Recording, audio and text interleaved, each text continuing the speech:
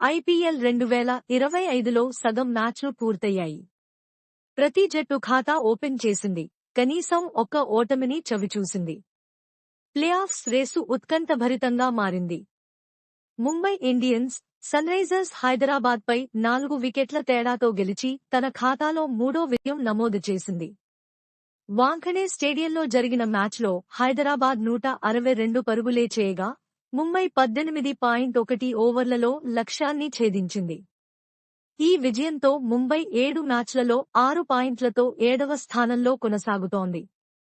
Net run rate తక్కువగా ఉండటంతో కోల్కతాను దాటలేకపోయింది. Sunrisers 4 పాయింట్లతో 9వ స్థానంలో ఉంది. చెన్నై చివర్లోనే ఉంది. ఢిల్లీ క్యాపిటల్స్ 10 పాయింట్లతో టాప్లో ఉంది. ఏప్రిల్ 18న జరిగే బెంగళూరు వర్సెస్ పంజాబ్ మ్యాచ్పై అందరి దృష్టి ఉంది.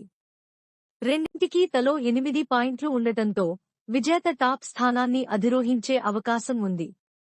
బెంగళూరు నెట్ రన్ రేట్ ఢిల్లీకి దగ్గరగా ఉండగా, పంజాబ్ రన్ రేట్ తక్కువగా ఉంది.